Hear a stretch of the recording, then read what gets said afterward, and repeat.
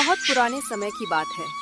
पहाड़ों और जंगलों से घिरे एक छोटे से गांव का नाम था धर्मपुर। गांव छोटा जरूर था, लेकिन वहां के लोग मेहनती और सीधे साधे थे। उसी गांव में एक बूढ़ा लकड़हारा रहता था, जिसका नाम था रामू। रामू बहुत गरीब था। उसके पास धन के नाम पर एक टूटी फूटी झोपड़ी, एक पुरानी कुल्हड़ी, एक दुबला पतला घोड़ा और एक गधा था। रामू की पत्नी का देहांत कई साल पहले हो चुका था। अब उसकी दुनिया में सिर्फ एक ही सहारा था, उसकी बेटी गौरी। गौरी बहुत समझदार, मेहनती और दिल की साफ लड़की थी। वो अपने बूढ़े बाप की खूब सेवा करती और घर के सारे काम संभालती थी। एक सुबह रामू अपनी कुल्हाड़ी लेकर घर से बाहर निकला। तभी रसोई से गौरी ने आवाज लगाई, बापू सुनते हो, जरा ठहरो। रामू ने मुड़कर जवाब दिया, क्या हुआ बेटी? गौरी घर से बाहर आई और अपने पिता से बोली, आज घर में अनाज बहुत कम बचा है। अगर आज लकड़ियाँ अच्छे दाम में बिक जाएं, तो थोड़ा आटा और दाल ले आना। रामू मुस्कुराया और धीरे से बोला, चिंता मत कर बेटी, भगवान ने चाहा तो आज सब लकड़ियाँ बिक जाएंगी। पर बापू, बाजार में बहुत चालाक लोग होते हैं, ज्यादा भरोसा मत करना किसी पर। रामू हंस पड़ा और बोला, अरे पगली, मैं कोई बच्चा हूँ क्या? इतने सालों से बाजार जा रहा हूँ। ठीक है बापू, लेकिन सावधान रहना। मैं खाना बनाकर आपका इंतजार करूंगी।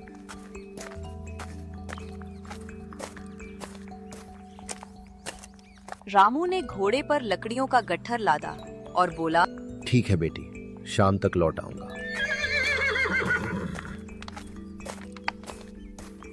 वह घोड़े के साथ बाजार की ओर चल पड़ा।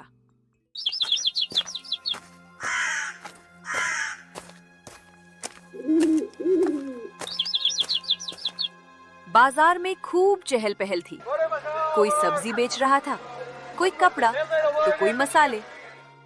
रामू एक कोने में खड़ा होकर आवाज लगाने लगा, लकड़ियाँ ले लो, सूखी सूखी लकड़ियाँ ले लो। काफी देर तक कोई ग्राहक नहीं आया। कुछ देर बाद वहां से एक अमीर सेठ गुजरा। उसका नाम था सेठ लखपत। सेठ लखपत बहुत चालाक और लालची आदमी था। उसे गरीबों को ठगने में बड़ा मजा आता था। उसने रामू को ऊपर से नीचे तक देखा और मन ही मन बोला, ये बूढ़ा तो बिल्कुल सीधा लगता है। आज अच्छा शिकार मिल गया।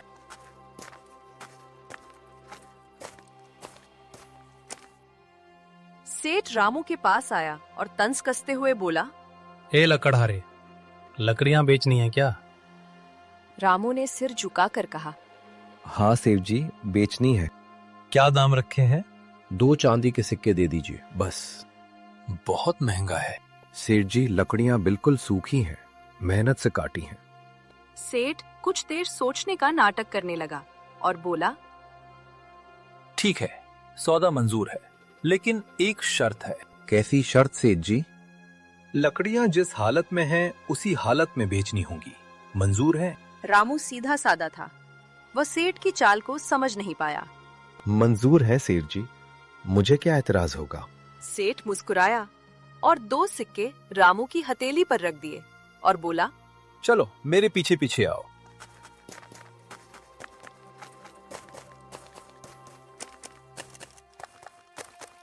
कुछ देर बाद दोनों सेठ की बड़ी हवेली जैसे घर पर पहुंचे।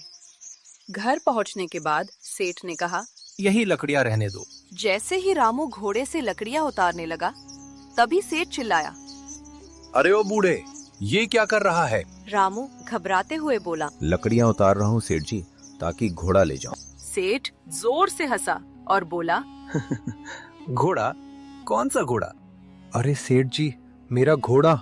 सेठ ने अपनी आंखें तरेरी और थोड़ी देर घूरते हुए बोला, अरे मूर्ख, तूने शर्त मानी थी कि लकड़ियां जिस हालत में हैं, उसी हालत में बेचेगा। हाँ तो?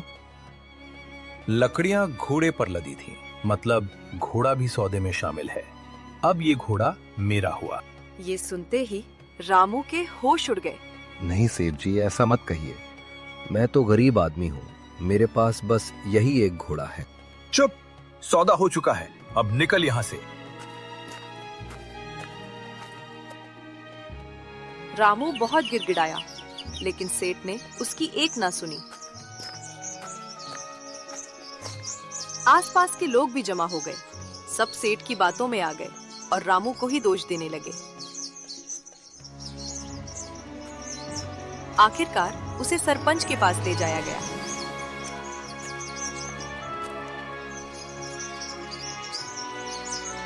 सरपंच भी सेठ का दोस्त था।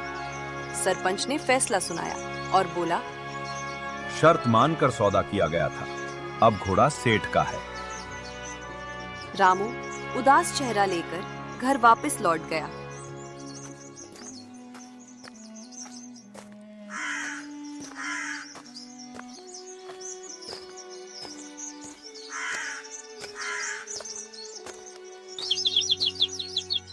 गौरी दरवाजे पर खड़ी इंतजार कर रही थी। जैसे ही उसने रामू को अकेले आते देखा, वो घबरा गई। अरे बापू, घोड़ा कहाँ है? रामू की आंखों से आंसू बह निकले बेटी, हम ठगे गए। और उसने सारी कहानी अपनी बेटी को सुना दी। गौरी की आंखों में गुस्सा चमक उठा, लेकिन उसने खुद को संभाला और बोली, बापू चिंता मत करो, भगवान सब देख रहा है। जिसने बुरा किया है उसे सजा जरूर मिलेगी।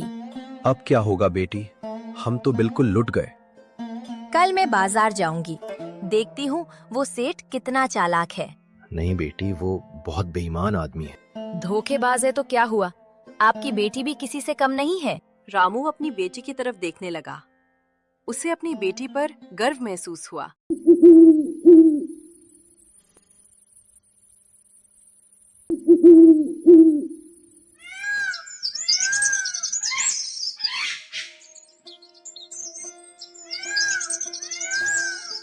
अगली सुबह सूरज की हल्की किरणें झोपड़ी की खिड़की से अंदर आ रही थीं। रामू अभी भी चारपाई पर चुपचाप लेटा हुआ था। उसके चेहरे पर चिंता साफ दिखाई दे रही थी। गौरी उठकर रसोई में गई।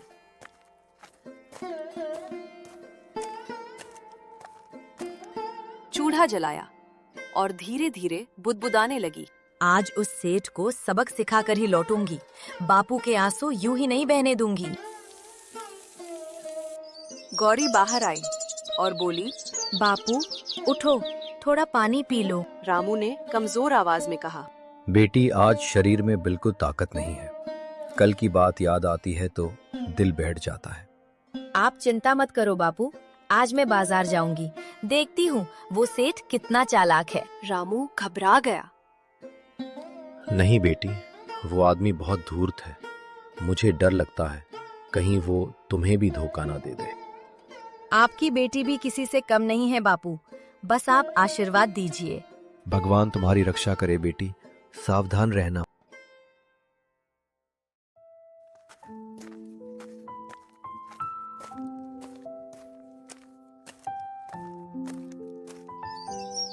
गौरी ने गधे पर लकड़ियों का गट्ठर लादा और बाजार की ओर चल पड़ी। रास्ते में वह मन ही मन सोच रही थी, अगर वही सेठ मिला तो आज उसे उसकी चालाकी का मजा चखा दूंगी।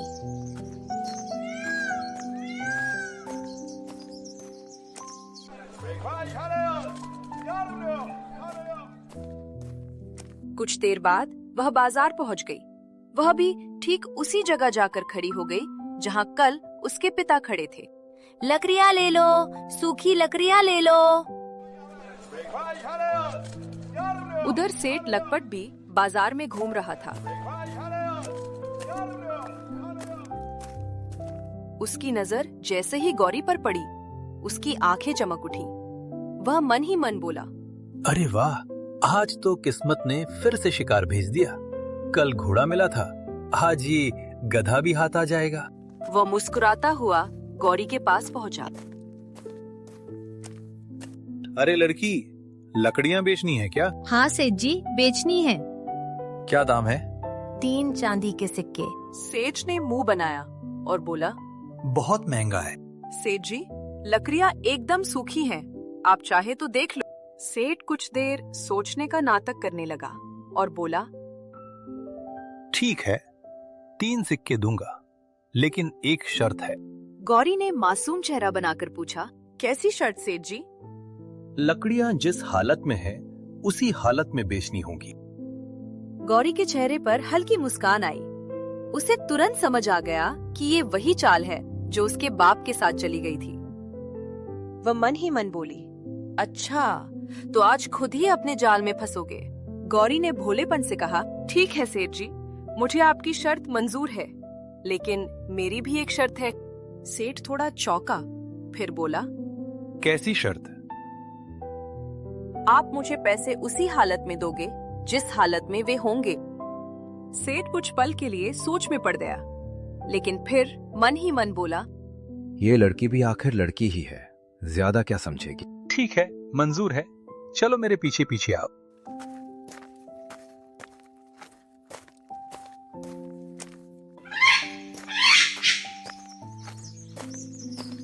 कुछ देर बाद दोनों सेठ की हवेली पहुंच गए। चलो, लकड़ियां यहीं छोड़ दो। गौरी ने चुपचाप गधे को खंबे से बांध दिया। सेठ जी, आपका काम हो गया, अब मुझे मेरी कीमत दे दीजिए। सेठ ने जेब से 3 सिक्के निकाले और उसकी ओर बढ़ाए। लो, अपने 3 सिक्के। गौरी ने हाथ पीछे कर लिया। जरा ठहरो सेठ जी, आप क्या कर रहे हो? अरे, पैसे दे रहा हूँ। पर आपने मेरी शर्त भूल गए क्या? कौन सी शर्त? आपने कहा था कि पैसे उसी हालत में दोगे जिस हालत में होंगे। अभी तो सिक्के आपके हाथ में हैं, मतलब मुझे सिक्कों के साथ आपका हाथ भी चाहिए। सेठ के होश उड़ गए। क्या बक रही है लड़की? बक नहीं रही सेठ जी, सौदे की शर्त याद दिला रही हूँ। चुपचाप भाग जाओ यहाँ से। नहीं जाऊंगी, अब तो मैं अपना हक लेकर ही जाऊंगी। और गौरी जोर जोर से चिल्लाने लगी, अरे सुनो सुनो, इस बेईमान सेठ से मुझे न्याय दिलवाओ। शोर सुनकर आसपास के लोग इकट्ठा हो गए। एक आदमी बोला, क्या हुआ लड़की? गौरी ने पूरी बात बता दी।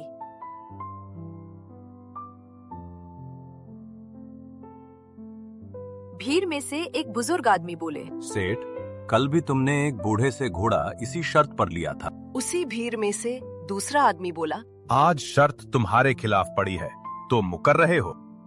सेठ घबरा गया और बोला, चलो चलो सरपंच के पास चलते हैं।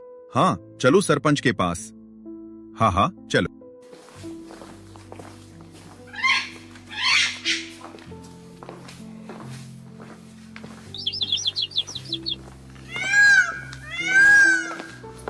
सब लोग सरपंच के पास पहुंचे। सरपंच ने पूरी बात सुनी। उसे समझ आ गया कि इस बार सेठ ही फंसा है। सेठ, गलती तुम्हारी है, या तो अपना हाथ दो या लड़की को अच्छा मुआवजा दो। सेठ के चेहरे का रंग उड़ गया। हाथ कैसे दे दूं? मैं इसे सब कुछ देने को तैयार हूँ, घोड़ा, गधा, लकड़ियाँ और ऊपर से सोने के सिक्के भी। गौरी बोली, नहीं, मुझे तो आपका हाथ ही चाहिए। सरपंच ने समझाया, बेटी, हाथ लेकर क्या करोगी? कुछ और मांग लो। गौरी ने थोड़ी देर सोचा, फिर बोली, ठीक है, अगर आप कहते हो तो मैं हाथ की जगह 50 सोने के सिक्के ले लूंगी। सेठ के पास कोई रास्ता नहीं था। उसने कांपते हाथों से 50 सोने के सिक्के दे दिए।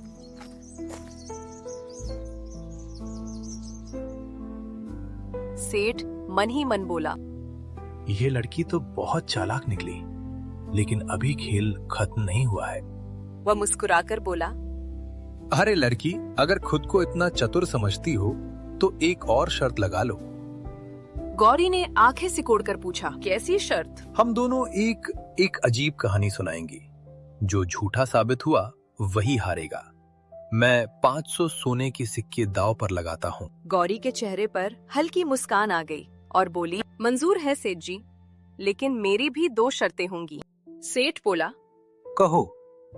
पहली, हम दोनों एक दूसरे को झूठा नहीं कहेंगे।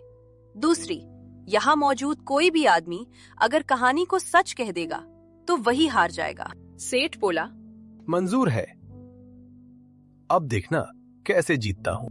गौरी बोली, तो फिर शुरू करो सेठ जी। सरपंच ने चारों ओर नजर घुमाई। गांव के लोग भी उत्सुकता से इस अजीब मुकाबले को देखने के लिए खड़े थे। ठीक है, दोनों की शर्त हमें मंजूर है। अब पहले सेठ अपनी कहानी सुनाए। सेठ ने मूंछों पर हाथ फेरा, गहरी सांस ली और बोला, तो सुनो सब लोग, एक बार की बात है, मुझे अपने आंगन में गेहूं के 2 छोटे से दाने पड़े मिले। मैंने उन्हें यूं ही मिट्टी में दबा दिया। भीड़ ध्यान से सुनने लगी। अगली सुबह क्या देखता हूँ, उन दोनों दानों से इतने ऊंचे पौधे निकल आए कि उनकी चोटियां बादलों को छू रही थीं। कुछ ही दिनों में वहां पूरा जंगल बन गया। एक आदमी धीरे से बोला। अरे वाह! सेठ ने कहानी जारी रखी। उस जंगल में रास्ता ही नहीं दिखता था। घोड़े पर बैठा आदमी जाता तो 3 दिन तक भटकता रहता। एक दिन मेरी 10 बकरियां उस जंगल में घुस गईं और फिर कभी वापस नहीं आईं। गांव वाले एक दूसरे का चेहरा देखने लगे। मैंने बहुत खोजा पर बकरियां नहीं मिली।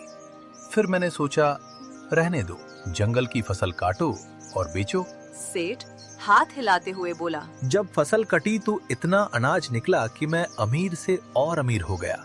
मैंने उससे आटा पिसवाया और घर लाकर रख दिया। मेरी बीवी ने कहा, अरे जी, आज गेहूं की रोटी बनाऊं? मैंने कहा, हाँ भाग्यवान, आज तो पेट भरकर खाऊंगा। भीड़ में हल्की हंसी गूंजी। जैसे ही मैंने 2 कौर खाए, अचानक मेरे मुंह से मैं की आवाज आने लगी। लोग चौंक गए। और देखते ही देखते मेरे मुंह से एक बकरी कूदकर बाहर आई। फिर दूसरी, तीसरी और थोड़ी ही देर में मेरी सारी 10 बकरियां मेरे मुंह से निकल आई। कुछ लोग हंसी रोकने लगे। बस यही मेरी कहानी है। अब बताओ कैसी लगी? सरपंच ने सिर हिलाया और बोला, मुझे तो ये कहानी बिल्कुल झूठी लगती है। भीड़ में कई आवाजें उठी। हाँ, झूठी है। ऐसा कहाँ होता है? सेठ मन ही मन मुस्कुराया। अब लड़की को इसे सच कहना पड़ेगा, नहीं तो हार जाएगी। वाह सेठ जी, आपकी कहानी तो मुझे पूरी तरह सच लगती है। आप जैसे बड़े लोगों के साथ तो इससे भी अजीब बातें होती होंगी। सेठ का चेहरा खिल उठा।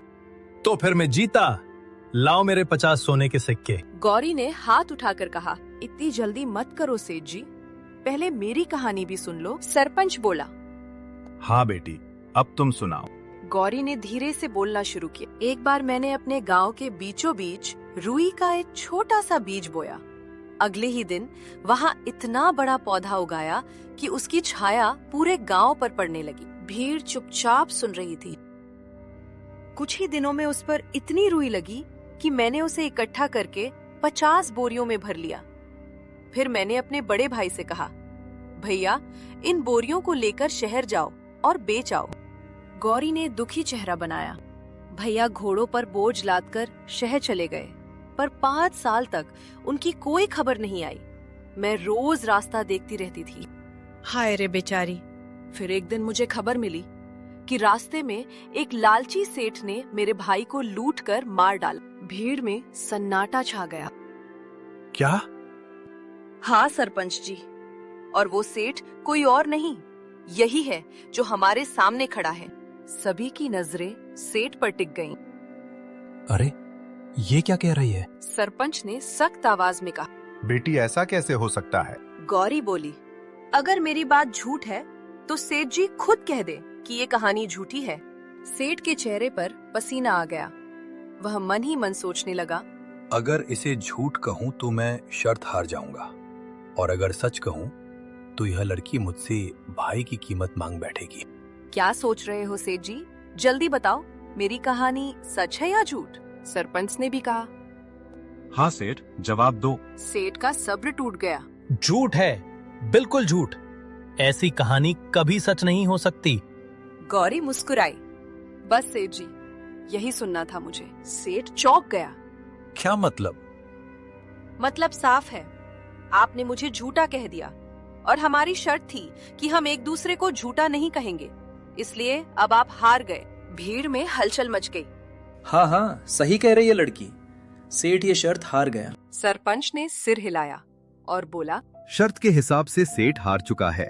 अब उसे 500 सोने के सिक्के देने होंगे। सेठ के चेहरे का रंग उड़ गया। वह गुस्से और शर्म से कांपते हुए बोला, लो, ये रहे 500 सोने के सिक्के और यहाँ से चली जाओ। गौरी ने थैली उठाई। सेठ जी, जाने से पहले 2 बातें याद रख लेना। पहली, किसी गरीब को कभी मत ठगना। दूसरी, किसी को छोटा समझकर शर्त मत लगाना। सेठ सिर झुकाकर खड़ा रह गया। गौरी खुशी खुशी अपने गधे और सिक्कों की थैली लेकर घर की ओर चल पड़ी।